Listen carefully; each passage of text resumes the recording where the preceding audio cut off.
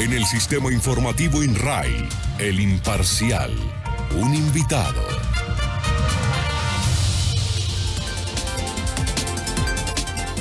Son en Colombia las 6 de la mañana, 35 minutos, 6:35 en Cristalina Estéreo.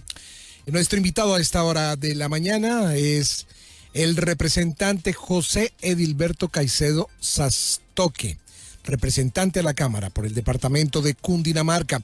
Recordemos que nació en Zipaquirá y pues ha hecho un trabajo muy interesante en el departamento y hoy se encuentra pues precisamente representando a Cundinamarca en la Cámara.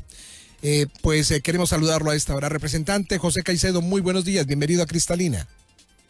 Muy buenos días, John, para usted y para todos los oyentes a esta hora de la mañana. Mil gracias por esta invitación.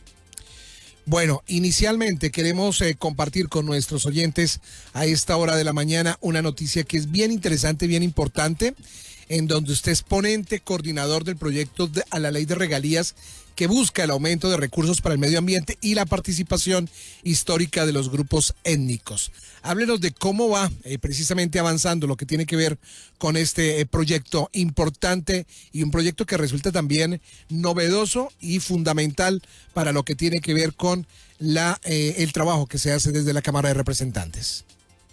Muchísimas gracias. Es un tema complejo, pero vamos a tratar de hacerlo muy sencillo.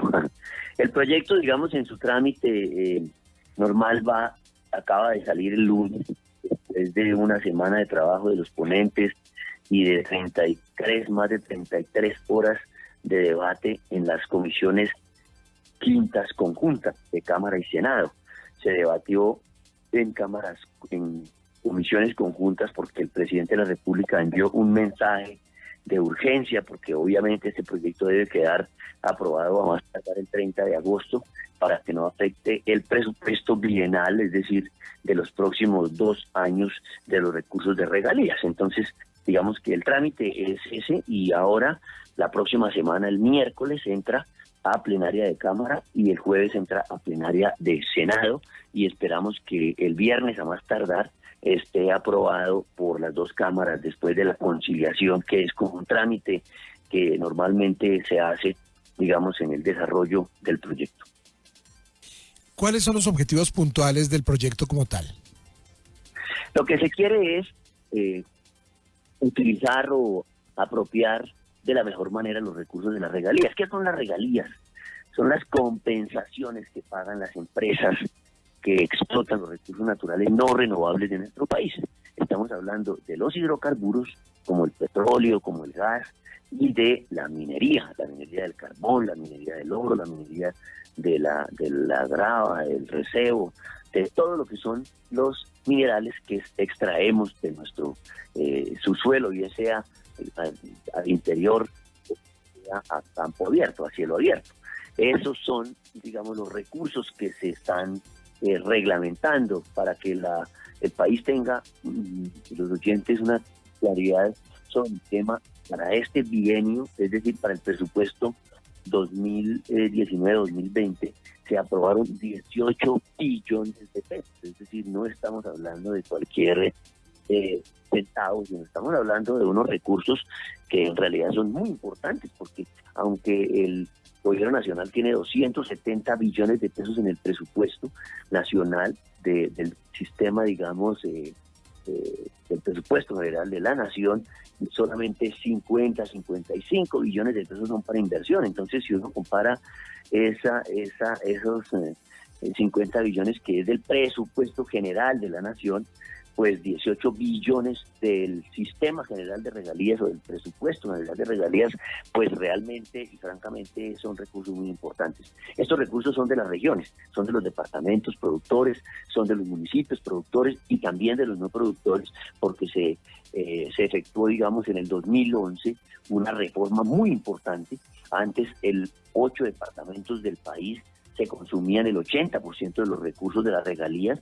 Entonces había una cosa absolutamente sorprendente, y es que se hacían obras de elefantes blancos que no cumplían con su tarea, y realmente municipios como Meta y Santander fueron los únicos que tenían sus indicadores de necesidades básicas insatisfechas por encima, digamos, del promedio nacional. De resto, todos los departamentos que recibían multimillonarios recursos, pues siempre mantuvieron unos niveles de pobreza porque no se invertían bien las regalías, se las robaban, no habían proyectos de alto impacto, y eso pues fue grave, y en el 2011 se hizo esa reforma que se reglamentó con la ley 1530. Sin embargo, digamos, esa ley 1530 del 2012 y esa reforma del 2011, que lleva alrededor de 9 años pues aplicándose, generó cosas buenas, pero también debilidades. Unas fortalezas como que hubo mayor equidad en la distribución de los recursos, porque le empezó a llegar no solamente a 8 departamentos, sino a todos los departamentos del país, y se incrementaron los recursos para los municipios más pobres de Colombia. Hubo mayor articulación de los 3 niveles del gobierno, nacional, departamental y local. También se consolidó una cultura, digamos, del reporte de la información, porque eso antes se enviaban los recursos, pero no había mayor monitoreo ni había mayor control de la ejecución, y pues obviamente que el ciclo del proyecto, desde su asignación de recursos y la ejecución, pues se fortaleció y se atendieron 887 entidades territoriales, reduciendo, digamos, que los tiempos de revisión de estos proyectos en la mitad prácticamente. Pero también se generaron unas debilidades en estos casi 10 años, y es que han habido muchas falencias institucionales en los municipios, en los departamentos, para la formulación de los proyectos de inversión. No se cuenta con banco de proyectos, no se cuenta con... hay mucha proliferación de proyectos, sobre todo de bajo impacto, es decir, se va diluyendo la plata de las regalías en proyectos muy pequeños. Hay inexistencia de proyectos de integración regional, por ejemplo. Entonces, eso pues se evidencia que son debilidades del sistema que hay que modificar. Hay unos múltiples actores en la formulación. En estos 8 o 9 años los alcaldes han tenido unas dificultades enormes para que le aprueben un proyecto, porque tienen también dificultades en los procesos de la presentación y de la aprobación de los proyectos, porque se ha tornado muy complejo y muy demorado por la metodología que se exige. Hay una carencia, digamos, de unos documentos tipo para los procesos de ejecución, y en términos generales, pues realmente hubo una deficiencia durante estos 8 o 9 años en la operación y en la sostenibilidad de los proyectos. Entonces, lo que se planteó es hacer una reforma. Y lo más importante, los municipios y departamentos productores empezaron a quejarse porque se cambió la pirámide. De un 80% que manejaban los municipios y departamentos productores, se bajó al 20%. Entonces, eso pues sin lugar a dudas empezó a generar un rechazo de los municipios y zonas productoras, porque ellos se quedan con el pasivo, con los pasivos ambientales. Los costos de la minería, los costos de la explotación de petróleo son enormes para las regiones.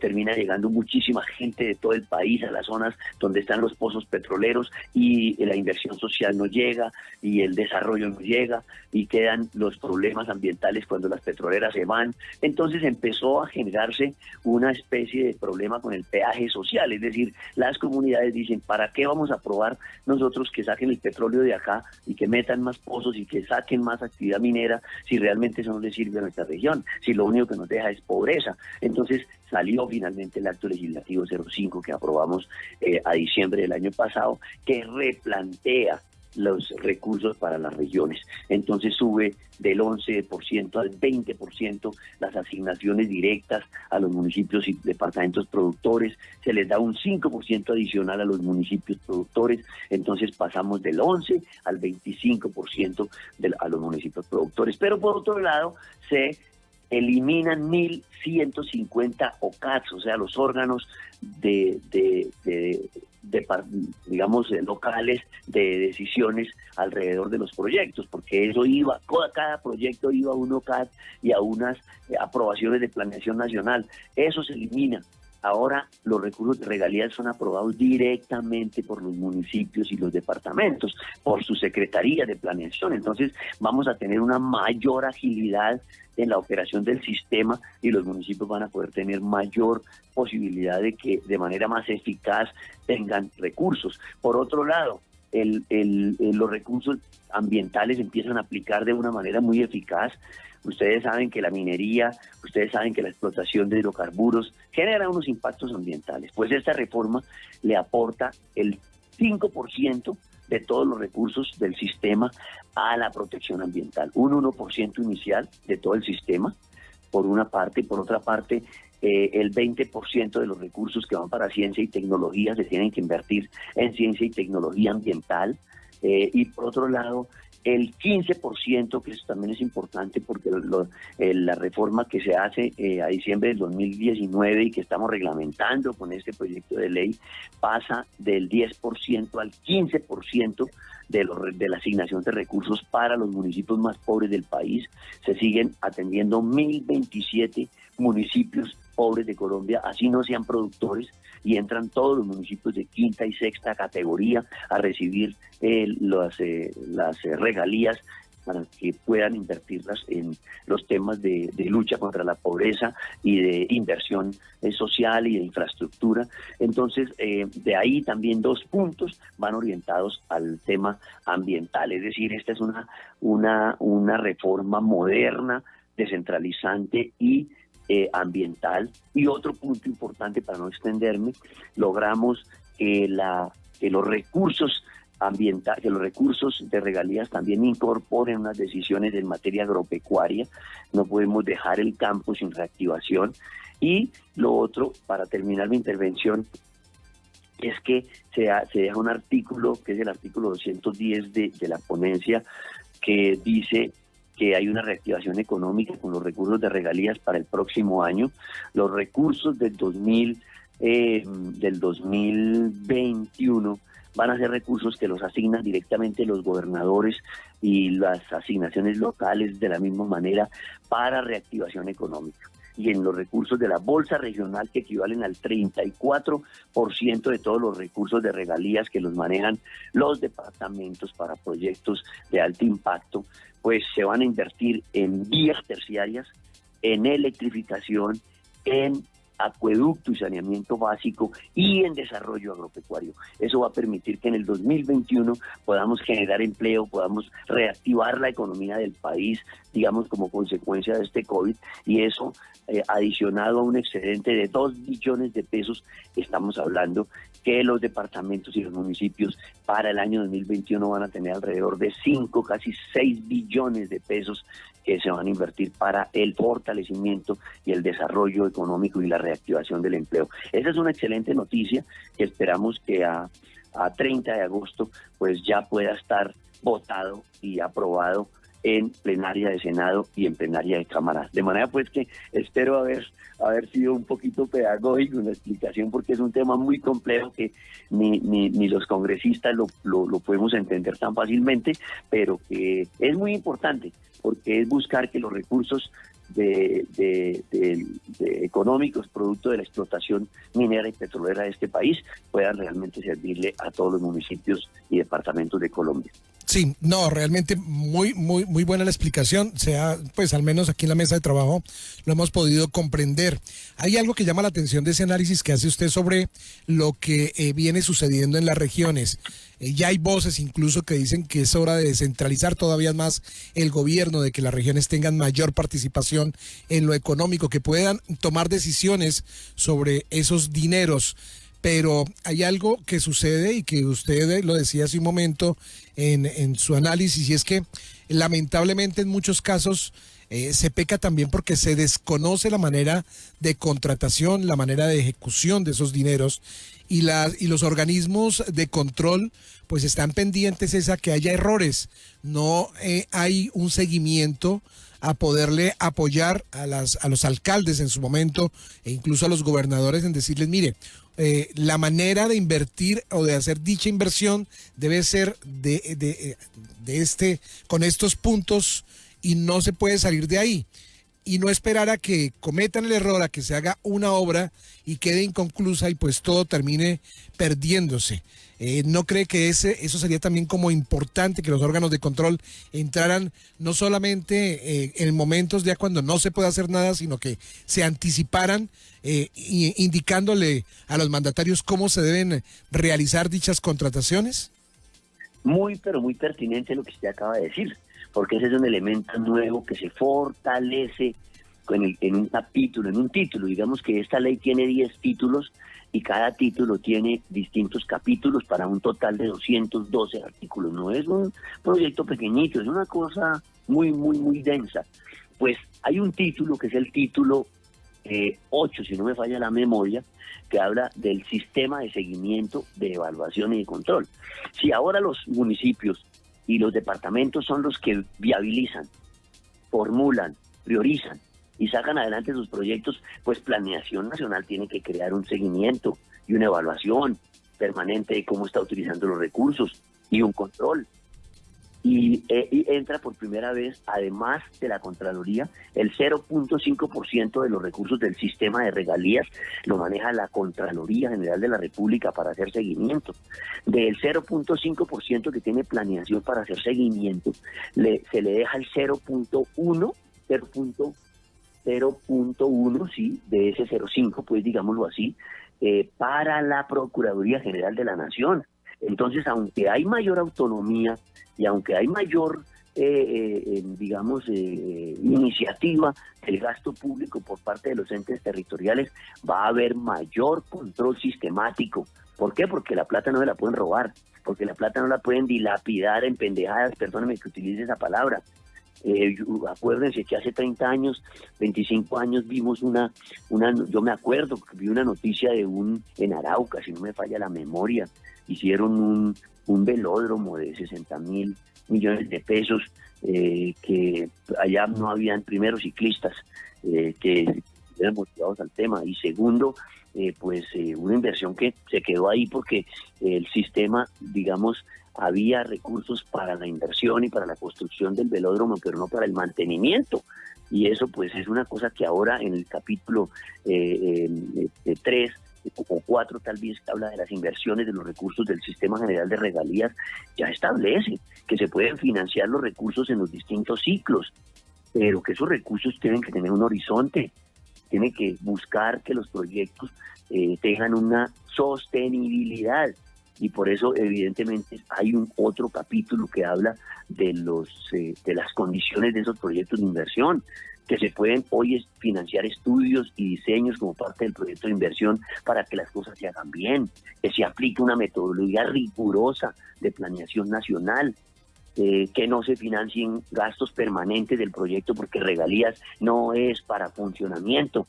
Lo único que quedó para funcionamiento de regalías, pónganle cuidado, es el 3%, porque como desaparecemos los OCADs de locales y departamentales, pues se baja del 5%, que era lo que se había aprobado en el 2011 para funcionamiento de regalías, y con el acto legislativo del 2019 se baja al 3% los recursos de funcionamiento. Nos estamos ahorrando casi 300.000 millones de pesos de cada presupuesto de regalías, porque hay menos recursos para funcionamiento y más recursos para inversión, y esos proyectos, además, para que se hagan bien hechos, pues deben estar en concordancia con el Plan Nacional de Desarrollo y debe estar en concordancia con los planes de desarrollo de las entidades territoriales. De hecho, ya que me acuerdo, tengo que decirles que se crea un anexo especial que debe meterse en la formulación del plan de desarrollo del municipio, del plan de desarrollo del departamento, y ese anexo especial, que se llaman documentos de regalías, allí deben ir los proyectos que van a ser orientados para financiarse con regalías, es decir, la gente, los presidentes de acción comunal, los líderes, los concejales, las autoridades locales y las autoridades departamentales en sus distintos niveles de participación ciudadana podrán decidir en qué se va a gastar su plata de regalías. Eso es supremamente importante, porque no son unos recursos del gobernador, no son unos recursos del alcalde, no señor, son unos recursos de los municipios, de los departamentos. Es decir, que unos recursos que le llegan al departamento de la bolsa regional no son recursos que son exclusivamente de orientación del gobernador. 3 municipios que se organicen, por decir algo, La Mesa y Tena y el colegio se organizan para un gran proyecto regional vial, pues con los recursos del fondo regional ellos tres se pueden organizar y presentar el proyecto, pues ese proyecto se puede sacar adelante de los proyectos de la bolsa regional del 34% que van a los departamentos, a las entidades territoriales del orden departamental. ¿Tienen ustedes, o bueno, el Congreso tiene plazo hasta el 30 de agosto, o sea, en 10 días para discutir y aprobar el proyecto de ley? ¿Qué sucede en caso de que no se dé en ese tiempo prudencial la discusión y la respectiva aprobación? Está haciendo usted las preguntas pertinentes. Muchas gracias. El acto legislativo 05 del 2019 estableció unos plazos. Le dijo al presidente de la República, usted entrega a más tardar el 30 de marzo el proyecto del 2020 y el Congreso tendrá 5 meses para debatirlo. Marzo, abril, mayo, junio, julio y agosto. Es decir, a 30 de agosto deberá abril, mayo, junio, julio y agosto, 5 meses. Tendrá plazo para debatirlo y aprobarlo. ¿Qué pasó con esta pandemia que nadie la sabía? Pues el gobierno nacional, cuando llegó el 30 de marzo, no tenía terminado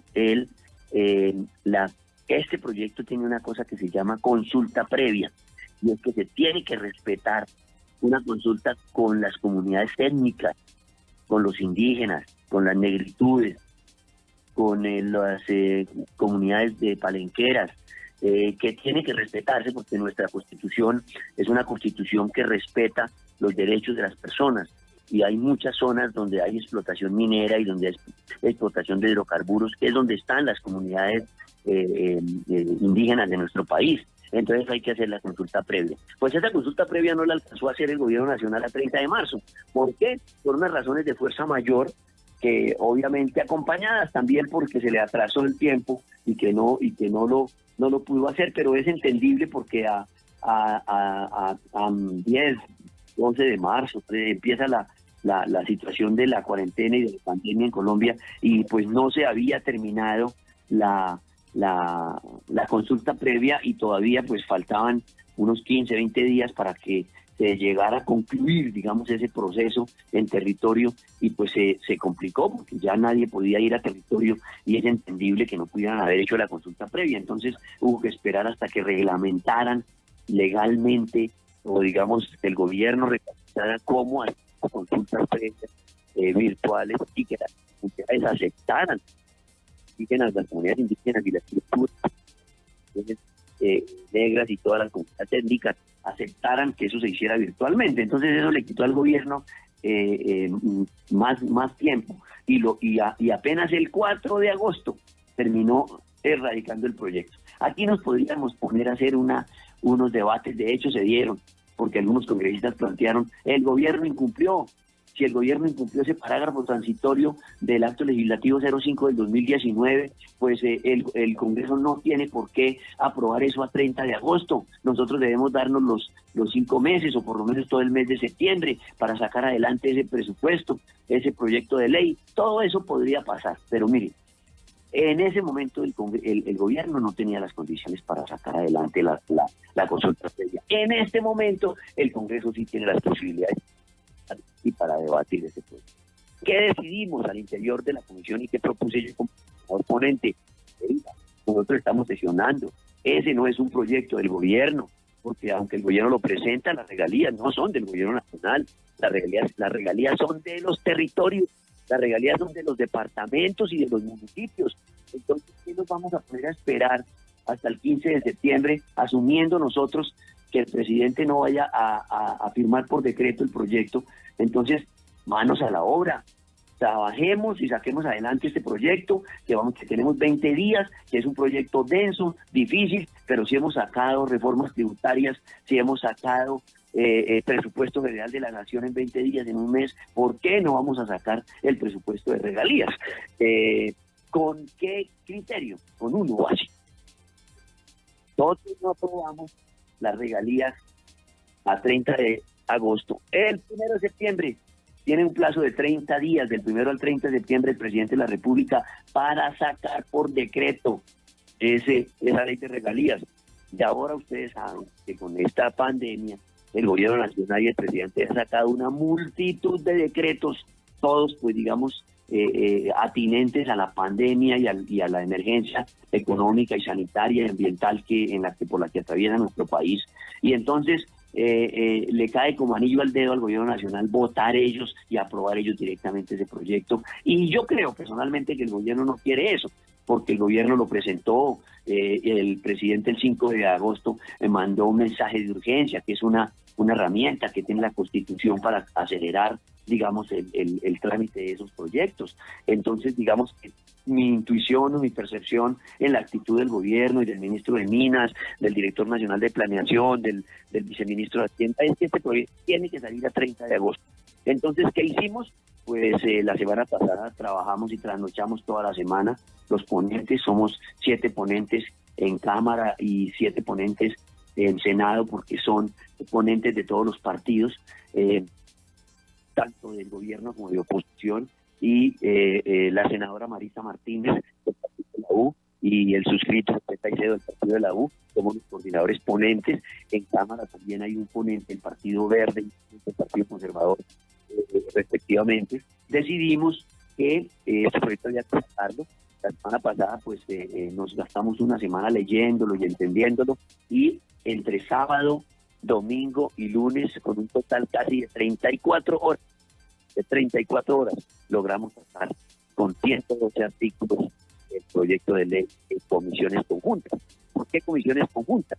Porque cuando el presidente de la República manda mensaje de urgencia, no sesionan por separado las comisiones. Un proyecto de ley, muy rápidamente, tiene el siguiente trámite: entra a comisión de Cámara o de Senado, a la respectiva, de acuerdo con el tema que tenga objeto el proyecto, que se aprueba en Cámara, y a los 8 días mínimo de diferencia en tiempo, es decir, 10 días prácticamente normal, pasa a la plenaria de Cámara, luego pasa, si entra por Cámara, luego pasa a debate en la comisión de Senado y luego pasa a plenaria en Senado, es decir, tiene 4 debates un proyecto de ley. Cuando hay mensajes de urgencia, sesionan conjuntamente las comisiones de Senado. Entonces lo que hicimos fue la Comisión Quinta de Cámara, la Comisión Quinta de Senado, sesionaron juntas, y obviamente en 3 días de un primer debate, digámoslo así, el proyecto de ley. La otra semana las plenarias sesionan independientes.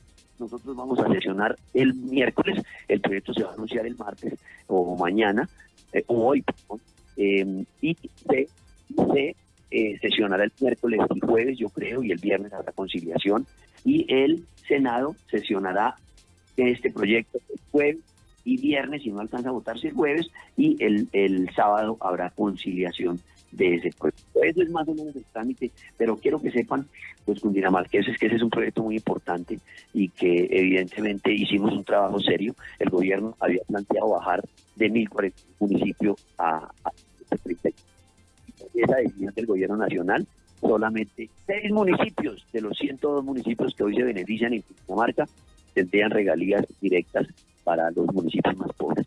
Sería un impacto severo para los municipios de Cundinamarca. Yo rechacé flagrantemente esa decisión del gobierno nacional y logramos que no se aplicara un NBI de 1% de 14, entonces, y se aplicaran municipios quinta y sexta categoría, y de esa manera, pues evidentemente en Cundinamarca tenemos se sostienen todos los municipios, y a nivel nacional solamente se rebajaron como 12 municipios que tienen unas condiciones pues muy buenas y que no tienen que se podía pues sustraer de enviar esas regalías directas, pero se mantuvo ese porcentaje y esos recursos para los municipios, y eso es muy importante. Tengan la certeza, yo estoy ahí para defender la descentralización administrativa y fiscal, para defender a los territorios y para hacer que los recursos de regalías y los recursos de la explotación de hidrocarburos y de minería pues realmente les lleguen a los territorios, para que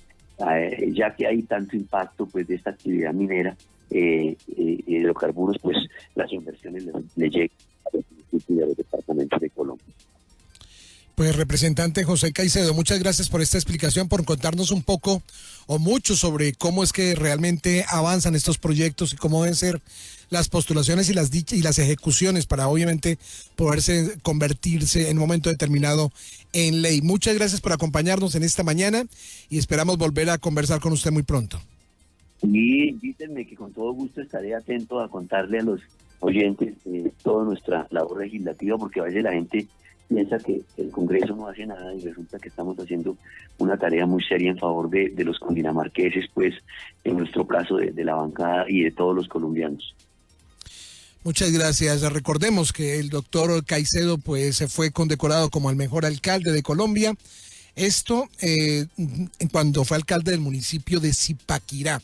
Y pues a partir de ahí realmente su carrera política ha despegado de manera contundente. Tener en cuenta que se enfoca muchísimo en 3 temas fundamentales que tienen que ver con el medio ambiente, los derechos humanos, lo mismo que el tema de agricultura. Digamos que son como los 3 puntos en los cuales él basa su trabajo en la Cámara de Representantes. Son en Colombia las 7 de la mañana.